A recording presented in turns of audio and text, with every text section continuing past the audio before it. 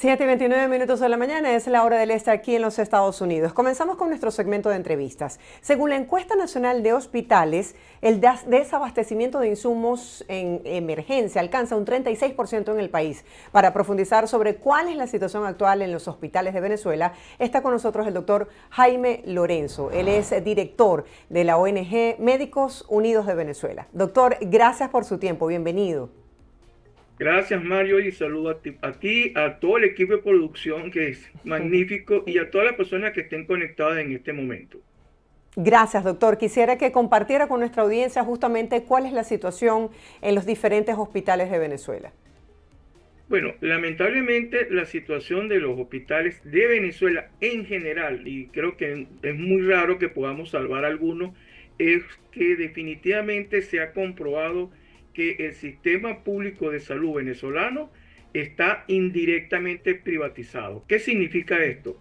Que las personas cuando van a un establecimiento público, ya sea por emergencia o por una patología que está siendo estudiada, tienen que recurrir al gasto de su bolsillo para poder o diagnosticar la enfermedad y tratarla o curarla desde el punto de vista de ingreso o de tratamientos ambulatorios. Es la persona y sus familiares tienen que comprar en el sector privado insumos, medicamentos, realización de estudios, porque la realidad es que la falla de la atención pública es terrible y la encuesta nacional de hospitales realizada por nuestros compañeros de Médicos por la Salud bajo la coordinación del doctor Julio Castro nos indica la realidad en esa fotografía que ellos hacen cuando levantan los datos de la encuesta nacional de hospitales. Y aquí el público en general tiene que tener claro, un hospital funciona 24 horas 365 días del año, es decir, su funcionamiento es perenne en el tiempo, no para.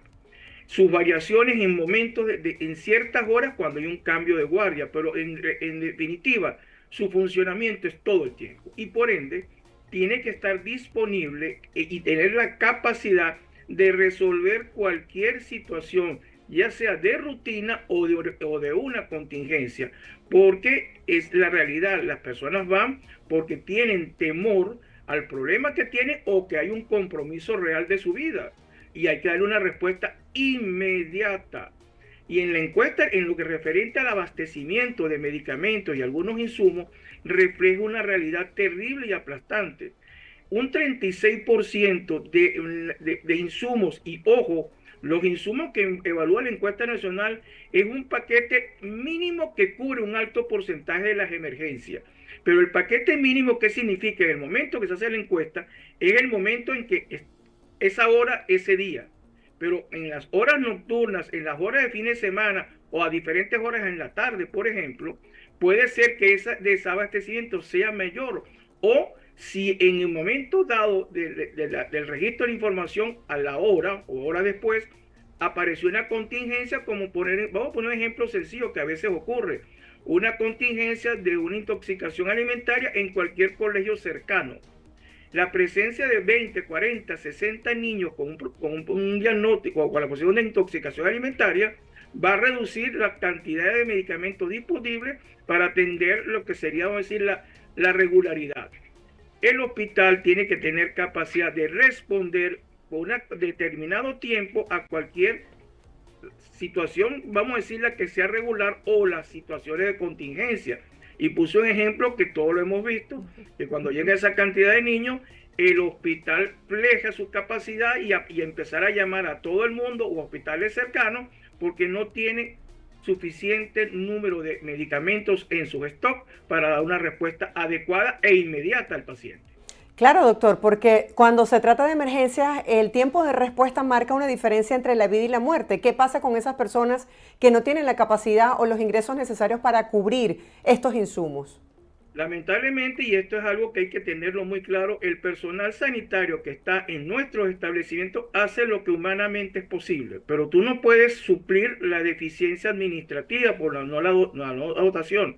Y va a depender de la capacidad de esa persona, de ese familiar, de ir a adquirir lo que sea necesario. Y hemos visto que se ha creado alrededor de muchos hospitales del país, vamos a decir, una especie de mercado de personas, vamos a con el nuevo nombre de emprendimientos, al haber la falla en el hospital, ellos buscan la manera de suplir la función que tiene que hacer el hospital y ponen a la venta con permiso sanitario en algunos casos esos medicamentos o esos insumos para que el familiar pueda adquirirlo y llevarlo a la emergencia. Pero eso es en el día.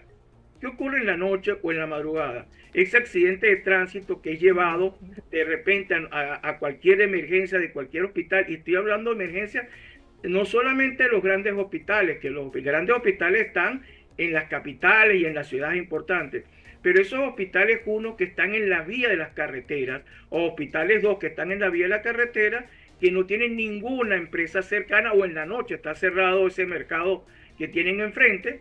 ¿Qué respuesta y cuánto va a demorar la respuesta a ese ciudadano que puede o no estar en peligro su vida? Y para cada familia la emergencia es esa, el 100%. De repente no es una gran cosa, pero hay que atenderlo, darle una respuesta y dársela en el menor tiempo posible.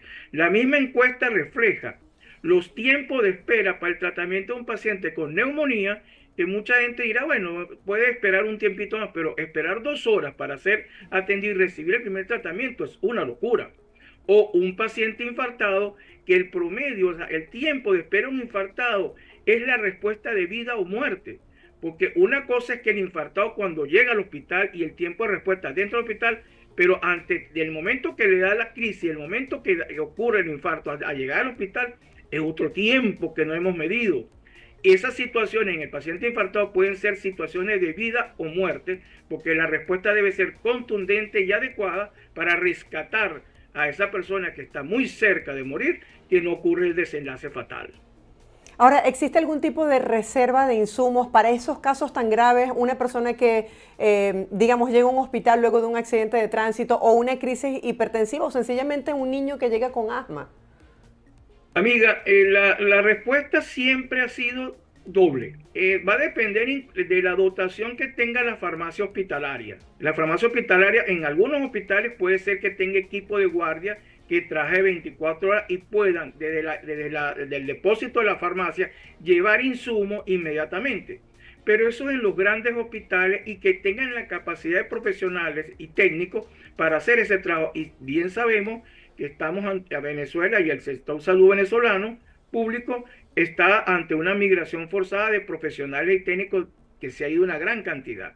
El otro mecanismo que toda la vida ha existido, y te lo dice un hombre hospital, es el médico residente, el médico que está en la emergencia, en su bata o en su mono, tiene ciertas cosas que él ya sabe que deben actuar. Yo soy cirujano, y como cirujano yo tenía siempre en mi bolsillo dos cosas que para mí eran lo fundamental.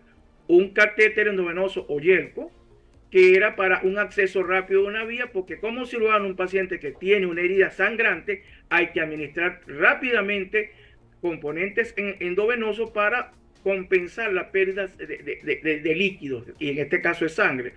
Como los médicos internistas tienen antihipertensivos, bloqueantes, una cantidad de medicamentos para actuar en emergencia, porque una cosa es estar en el campo de batalla con un paciente en una camilla, rodeado por un familiar o solo, y otra cosa es estar en la tranquilidad de la oficina diciendo que todo está bien. Ese hombre, esa mujer que está en la emergencia, ya sea médico, enfermera, bioanalista, y camilleros y todo el grupo que está ahí, son los que le dan la cara a la institución, y la cara que estamos dando es la que recibe los insultos y la agresión, y a veces no entendemos, porque el miedo de que tu familiar sufra o pueda morir es tremendo.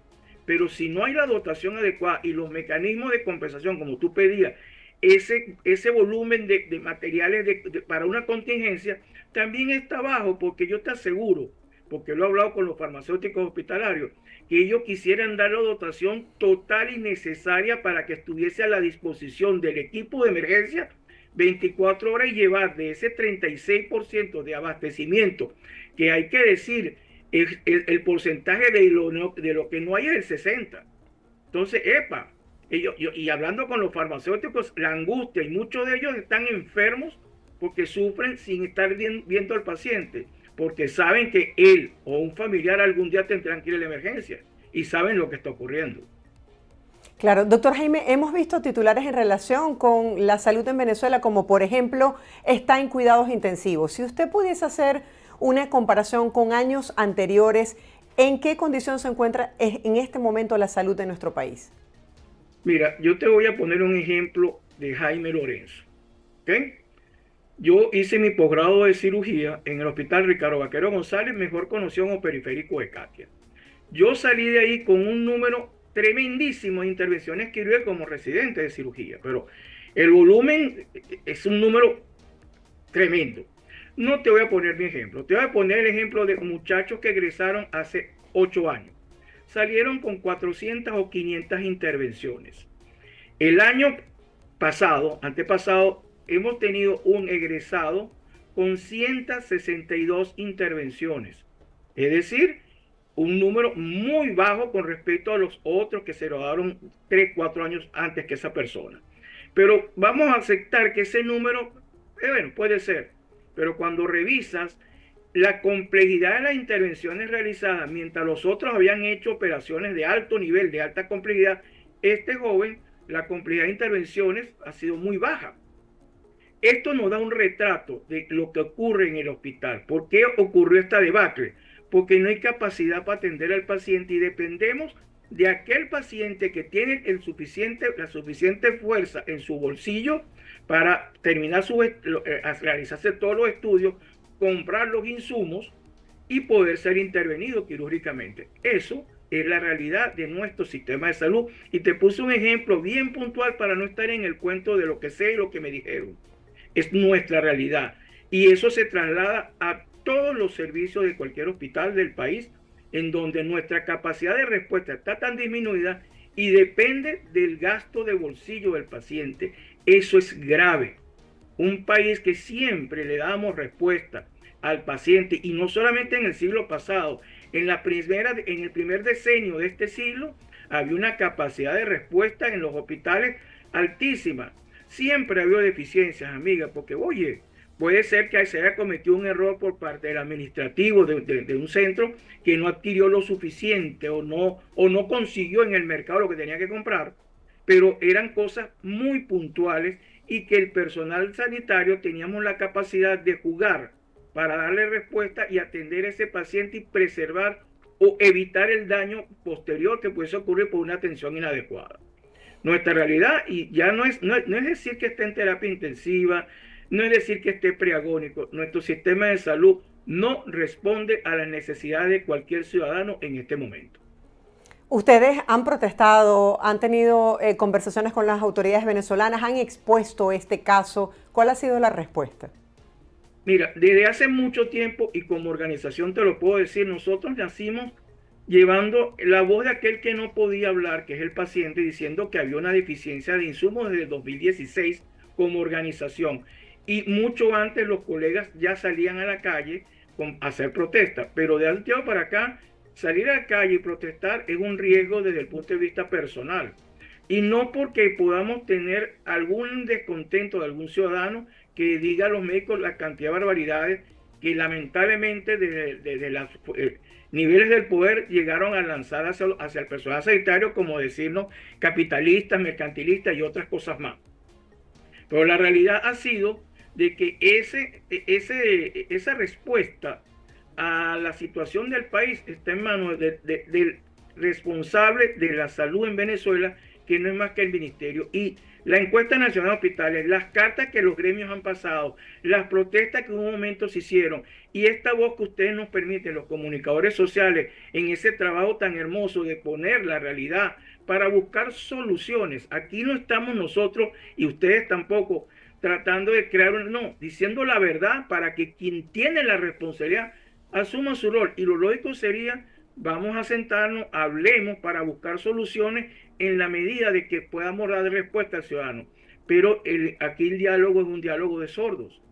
Se dice, se presentan números, se hablan en diferentes conferencias, pero el responsable de esto puede ser que esté escuchando o tenga alguna persona viendo esta entrevista, pero la respuesta no la hay o no tiene la capacidad de entender que su función como alto funcionario de la salud en Venezuela es garantizar que no haya muertes que puedan ser evitables.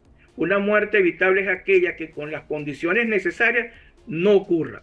Pero aquí están ocurriendo cosas que pudieran ser evitadas.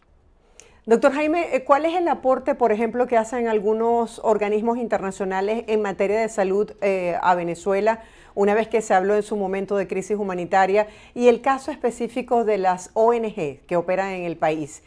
¿Qué tipo de información o de aporte le pueden brindar a los ciudadanos? En el momento que se decreta la emergencia humanitaria compleja en Venezuela, los organismos internacionales vinieron al país y hay que tener claro lo siguiente: los organismos internacionales para estar en un país tienen que tener ciertos convenios y acuerdos con quien tiene, tiene las ramas del poder político en ese país. En Venezuela ocurre, como en otros países ha ocurrido, pero las agencias internacionales tienen una gran cantidad de limitantes. Y esas limitantes están expresadas por los mandatos propios internacionales que ellos tienen, más ese acuerdo que hacen con el país. Eso es por un lado. Y por otro lado, su capacidad de respuesta está restringida a ciertas áreas que se consideran prioritarias, pero que al final no llegan a ese ciudadano que está en la emergencia en un hospital. No llega y no se toma en cuenta esas situaciones, porque aquí hay que entender que el mensaje que se ha dado en muchos momentos es que aquí no está pasando nada, que aquí no hay problemas. Y si hay problemas, inclusive cuando hice el comentario de la agresión del ciudadano, del familiar, del paciente hacia el equipo sanitario, ocurre a cada momento en los establecimientos sanitarios, pero el silencio es tremendo. Ustedes, los comunicadores, en una época iban a los hospitales e incluso hasta filmaban situaciones dentro de los hospitales. Pregúntame si uno de ustedes puede entrar. Y el que logra entrar, la persona que haya ayudado a su ingreso va a tener que andar un buen tiempo desaparecido, porque eso no se puede.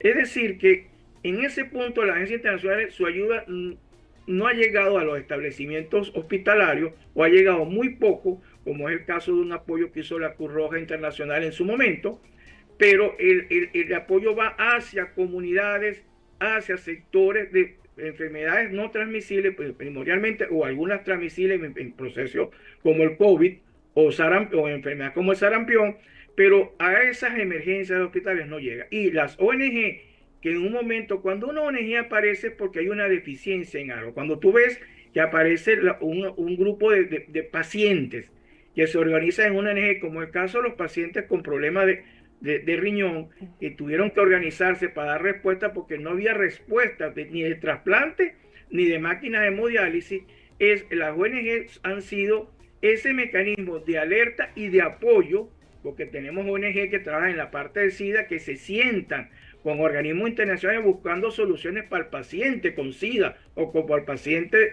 con problemas de renales.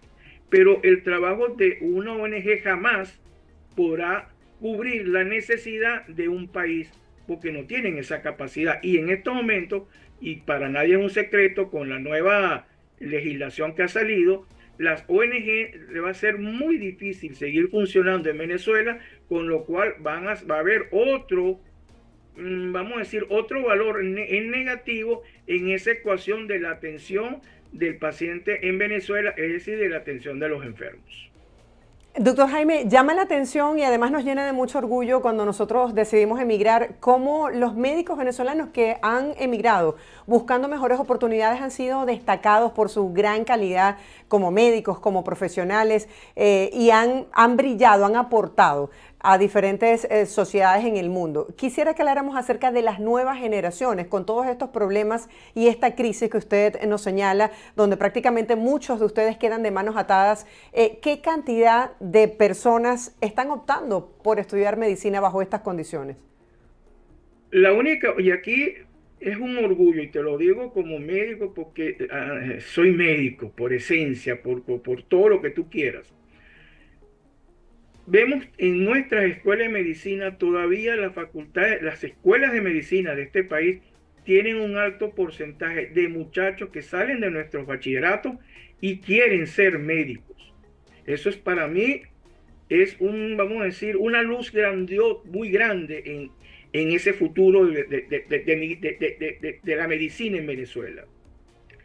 Lamentablemente, y lo repito, ese ejemplo que te puse de ese muchacho que se formó como cirujano, Esa estudiante de medicina, porque aquí hay que recordarles que gracias a un gran hambre como Luis Racetti y los grandes de esa época, decidieron un día que el estudiante de medicina tenía que ir al hospital desde temprano. Eso es lo que nos ha convertido en los grandes. Esa experiencia, esa práctica de poner al estudiante de medicina no solamente en el libro y en las clases teóricas, sino ver lo que es el dolor, lo que sufre un paciente enfermo, independientemente de las condiciones del establecimiento, sino la enfermedad como tal y la situación social de una persona enferma, eso nos convierte en un ser humano con una calidad de formación más allá del pensum de estudio. Y si al pensum del estudio le agrega, y te voy a decir mi ejemplo, yo cuando pasé por la universidad pasé por manos de más de 120 profesionales de altísimo nivel en las áreas de las materias que pasé. Cada uno aportando un granito, unos más simpáticos que otros, unos con altísimos conocimientos que otros, pero todos participaron en mi formación que fue acumulativa en el tiempo. Después de graduado me consigo en mi formación como especialista y ahorita cada día aprendo algo nuevo porque las nuevas generaciones siguen estudiando.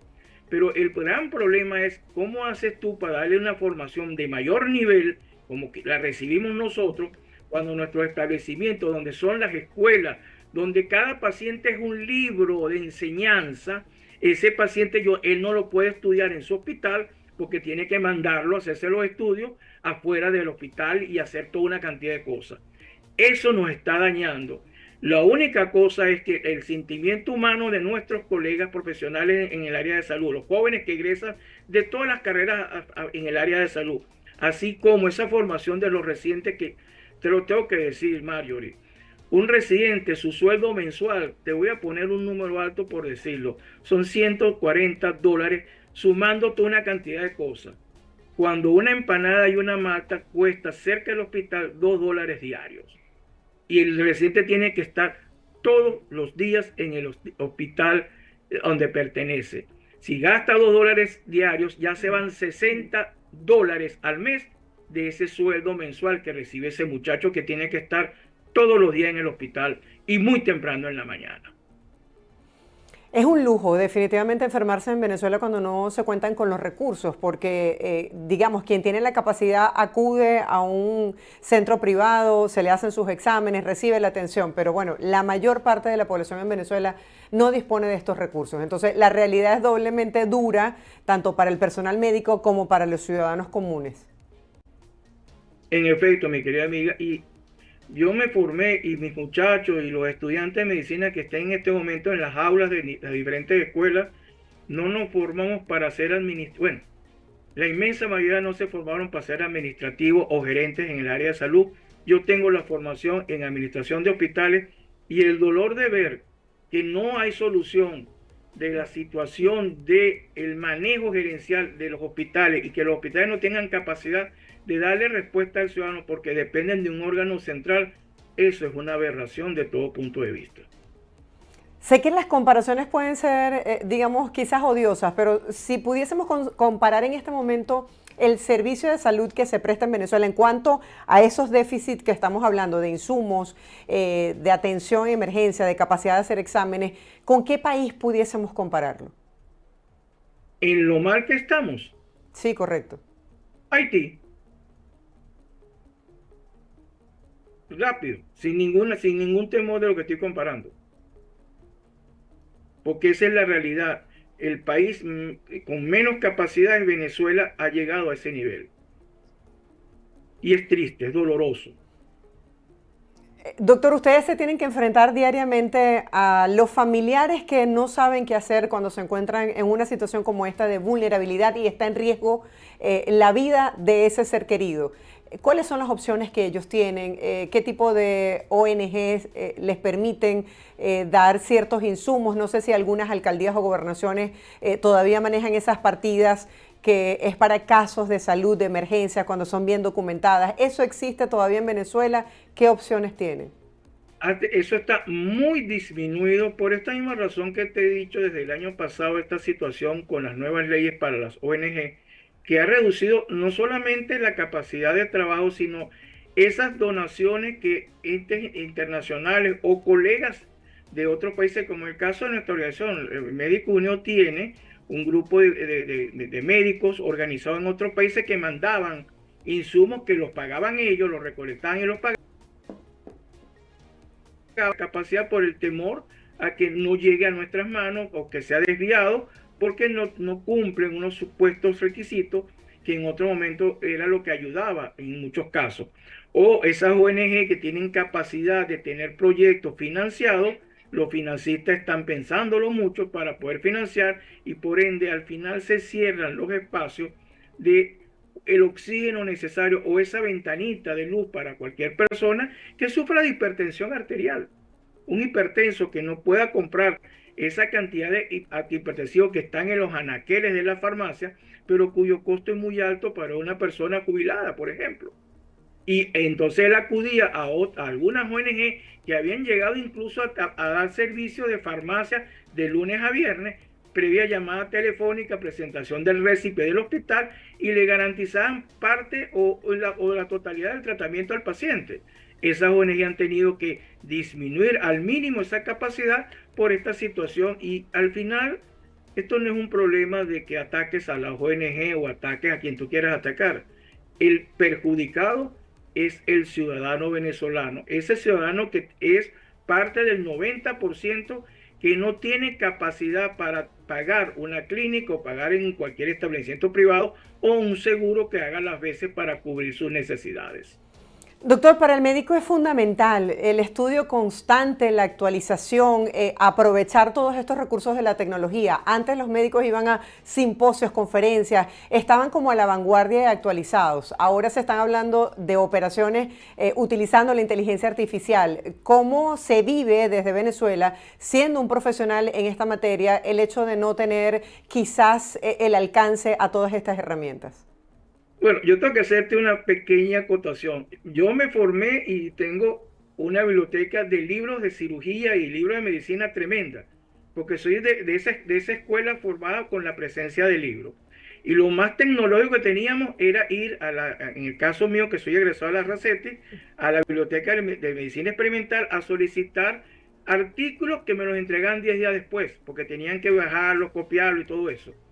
La diferencia en esa formación y asistir a las clases y que alguien grababa las clases y las tipeaba, la diferencia actual que nuestro, por suerte, la tecnología ha avanzado tanto que la biblioteca de mis estudiantes está en su celular, está en su laptop y tienen capacidad de tener la mayor cantidad de bibliografías y más actualizadas que la que llegué a tener yo, porque un libro es el trabajo de una persona por 10 años que lo publica después.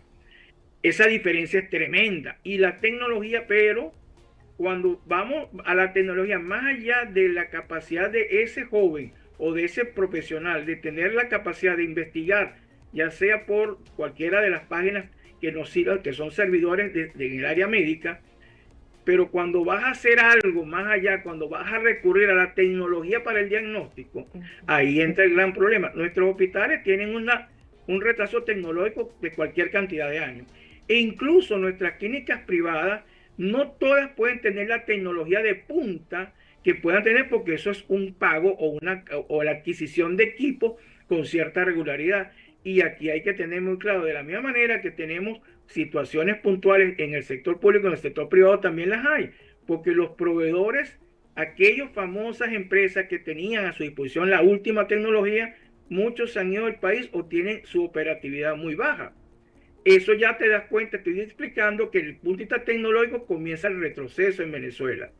Por suerte, después de la pandemia, volvimos a tener el florecimiento de los congresos y estamos observando los congresos de las sociedades científicas cada día una mayor participación de profesionales porque es lo único que podemos permitirnos los profesionales de la salud, en el caso de los médicos y de las diferentes especialidades, asistir a los congresos que son realizados.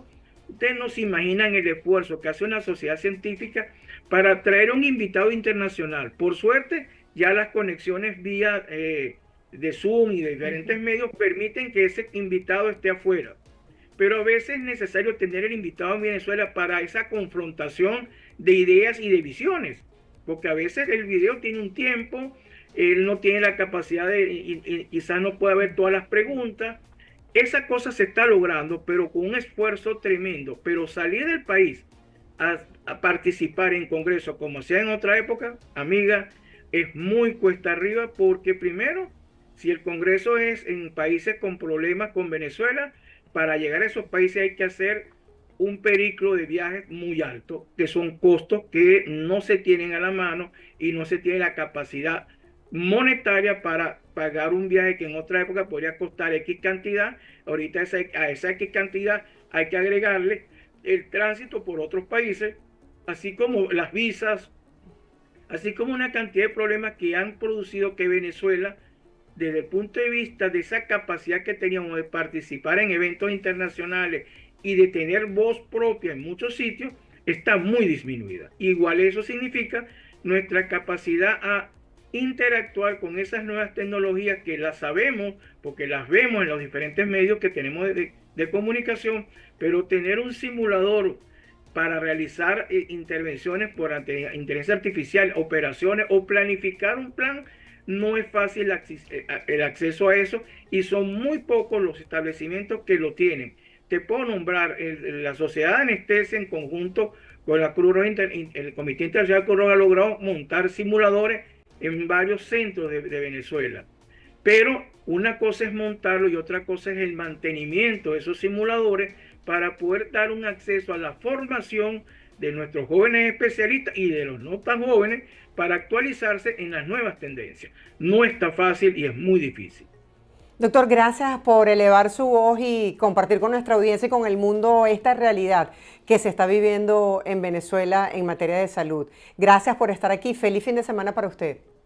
Igual para ti, amiga. Y bueno, y espero que nuestra voz llegue a esas personas que tienen la responsabilidad y entiendan que esto no es un problema de color, género o visión ideológica. Es un problema de ciudadanos venezolanos que necesitan la atención por parte de todos los que estamos metidos en el sistema de salud, que es tanto el que lo dirige como los que trabajamos en él. Así es, el derecho a la salud y a la vida. Gracias por estar aquí. Era el doctor Jaime Lorenzo, él es director de esta ONG Médicos Unidos de Venezuela. Hacemos una breve pausa comercial, ustedes nos aparten, al regreso mucho más de Buenos Días. Los dejo con el pronóstico del tiempo en Venezuela y ya regresamos con más información.